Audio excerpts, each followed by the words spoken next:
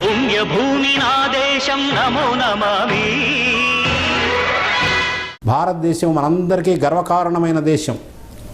ఎందుకంటే భారతమే ధర్మం, ధర్మమే భారతం. ఎందుకంటే దేశమును ప్రేమించుమన్నా మంచి అన్నది పెంచుమన్నా అన్నారు గురజాడ అప్పారావు గారు. నేను కొద్దిగా మారుస్తున్నాను.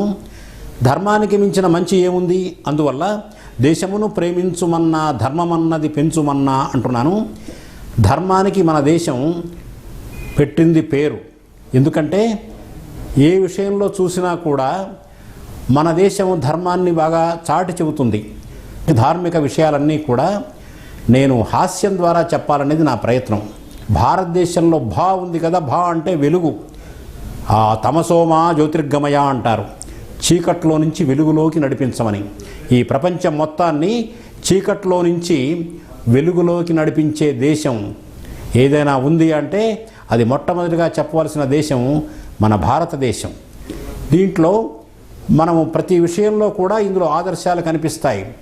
చిత్రం ఏంటంటే అటు ధార్మికంగాను ఇటు వైజ్ఞానిక పరంగాను మన దేశము మిగిలిన దేశాలన్నిటికన్నా ఎంతో ముందు ఉంది. దాన్ని మనం అర్థం చేసుకోలేక కొంతమంది భారతదేశం ఒక చెత్త దేశమని, అపరిశుభ్ర దేశమని, పనికిమాలిన దేశమని చులకనగా మాట్లాడుతూ ఉంటారు. కొంతమంది విదేశాల్లో ఉన్నవాళ్ళు, ఆ విదేశాల నుంచి అప్పుడప్పుడు ఇక్కడి నుంచి వెళ్ళొస్తున్న వాళ్ళు మన దేశం గురించి చులకనగా మాట్లాడుతుంటారు.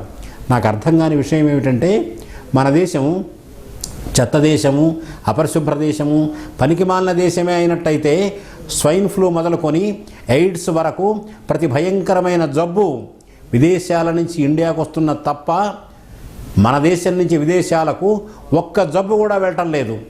అంతకన్నా గర్వకారణమైన విషయం ఏమున్నది? ప్రపంచం వైజ్ఞానికంగా ముందున్నది. ఆ వైజ్ఞానికంగా ముందున్నదనే పేరు సంపాదించుకుంటుంది, కానీ ఆ విజ్ఞానానికి మూలము మన భారతదేశంలో ఉంది. మన ఆర్యభట గొప్పవాడు, మన వరాహ మిహిరుడు జ్యోతిష్ శాస్త్రవేత్త, ఆయన చాలా గొప్పవాడు.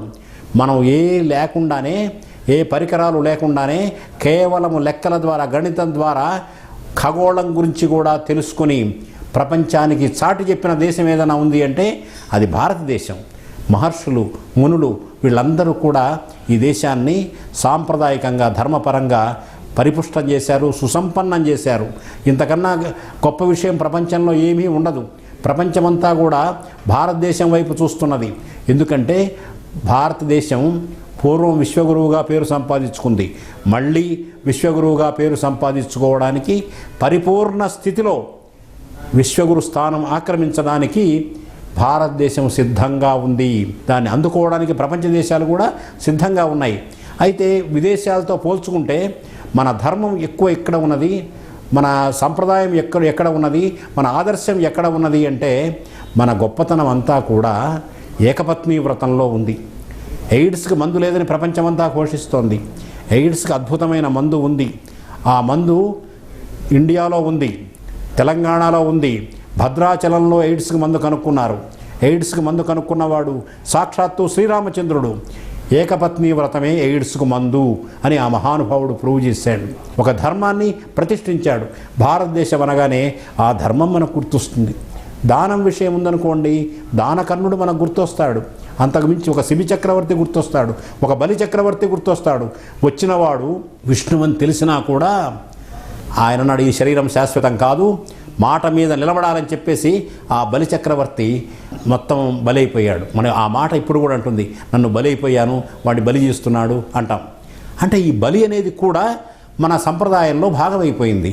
మన దాన ధర్మాలు, దానము ధర్మము రెండూ కలిసే ఉంటాయి, విడదీయడానికి వీలు లేకుండా ఉన్నాయి. మన అశోకుడి ధర్మచక్రం భారతదేశాన్ని కాపాడుతూ ఉంది. ఇటువంటి విషయాలన్నీ కూడా భారతదేశ ప్రవర్తన, భారతదేశంలో అడుగడుగున దేశమంటే మట్టి కాదు, ఈ దేశమంటే మనుషులో అన్నాడు కదా. ప్రతి మనిషి కూడా ఈ దేశంలో మహర్షి లాంటివాడు. తన గురించి ఆలోచించేవాడు మనిషి, అందరి గురించి ఆలోచించేవాడు మహర్షి. అడుగడుగున ఈ పుణ్యభూమి అందరికీ ఆదర్శాలు నేర్పుతుంది. నా జీవితమే ఒక పాఠం అన్నవాళ్ళు ఉన్నారు, నేర్చుకోమని చెప్పినవాడు నా సందేశం అనేవాడు ఉన్నారు. ఇవన్నీ కూడా ఎందువల్ల వచ్చాయంటే ఇది ఋషులు పుట్టిన నేల, మహాపురుషులు పుట్టిన నేల. కృషి ఉంటే మనుషులు ఋషులు అవుతారు, మహాపురుషులు అవుతారు అన్నారు. ఇహానికి పరానికి ఈ దేశానికి మించింది లేదు. ఇహలోకంలో కూడా మనము స్వర్గం, ఆ స్వర్గం అంటే ఏంటో మనం చూసి చెప్పగలం. తక్కిన వాళ్ళు ఏమన్నారు, no one has returned so far అన్నాడు. చచ్చిపోయి తిరిగి వచ్చిన వాడు ఎవరు లేరు అని. కానీ తిరిగి వచ్చి చూసినట్టుగా స్వర్గం అంటే ఏంటో, నరకం అంటే ఏంటో మన వాళ్ళు కళ్ళారా చెప్పారు. చిన్న మనకేంటంటే మన దైవికమైన శక్తియుక్తులు మన దేశంలో ఉన్నాయి కాబట్టి ఈ దేశాన్ని చలనం లేదు. ఈ దేశానికి చలనం లేదు. ఈ దేశం సుస్థిరంగా ఉంటుంది ఎన్ని సంవత్సరాలైనా కూడా. ప్రతి విషయంలో కూడా భారతదేశం అనేది అందరికీ ఆదర్శంగా ఉంటుంది. ఒక మహాపురుషులు ప్రతి యుగంలో కూడా సంభవామి యుగే యుగే అన్నాడు కృష్ణ పరమాత్ముడు. ఆ కృష్ణ పరమాత్ముడు సేవ చేసి చూపించాడు. గోవర్ధనగిరిని ఎత్తాడు, అందరినీ రక్షించాడు. మరి ఒక చిటికెన వేలుతో ఒక గోవర్ధనగిరిని ఒక మనిషి ఎత్తడం సాధ్యమా అంటే సాధ్యమే. అది మన కృష్ణ పరమాత్ముడు చేసి చూపించాడు. అలాగే మన సీతమహాలక్ష్మి, ధర్మం అంటే సీతామహాలక్ష్మిని ప్రతిరూపంగా చూస్తాం. సీతారాములు కష్టాలు పడ్డారని అందరికీ తెలుసు. కానీ మనము భార్యాభర్తల్ని సీతారాముల్లాగా ఉండాలి అని ఆశీర్వదిస్తాం. అంటే అంత అన్యోన్యంగా ఉండాలని, అంత ధర్మంగా ఉండాలని, అంత ప్రేమగా ఉండాలని, అంత అప్యాయంగా ఉండాలని, ఒకరికొకరుగా బతకాలని ఆశీర్వదిస్తాం. ఎందుకు అంటే ధర్మం, భారతీయ ధర్మం అంతా కూడా అందులో ఉంది.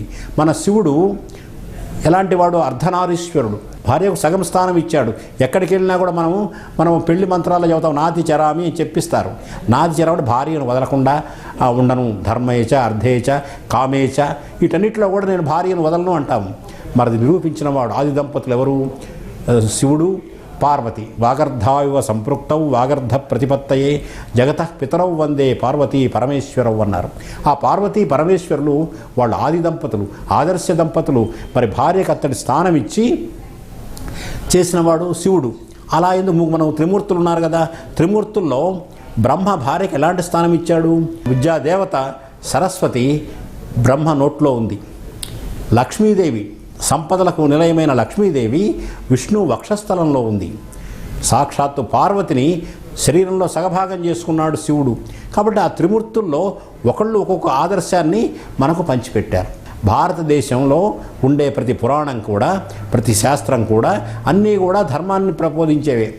ఎట్లా ప్రబోధించాయంటే దీనివల్ల ఈ ప్రయోజనం ఉంది, ఇది మీరు నేర్చుకోండి అని మనకు పూస గుచ్చినట్టు చెప్పినవి ఉన్నాయి, అరటిపండు ఒలిచి చేతి పిల్లలు పెట్టినవి ఉన్నాయి. అవన్నీ మనకు కరతలామలకాలు. ఇంత మనశ్శాంతి ఏ దేశంలో దొరకదు. మనం గొప్ప ధనికులం అయినా కాకపోయినా భారతదేశం వాతావరణం కానీ మన పరిస్థితులు కానీ మనకు గొప్ప ప్రశాంతతనిస్తాయి. ఆ ప్రశాంతతనిచ్చే దేశము భారతదేశం. దీని విలువ తెలుసుకోవడం అనేది మన అదృష్టం. దగ్గరుండి కూడా విలువ తెలుసుకోలేకపోతే మనం పుట్రంధుల కింద లెక్క. పుణ్యభూమి నా దేశం నమో నమామి.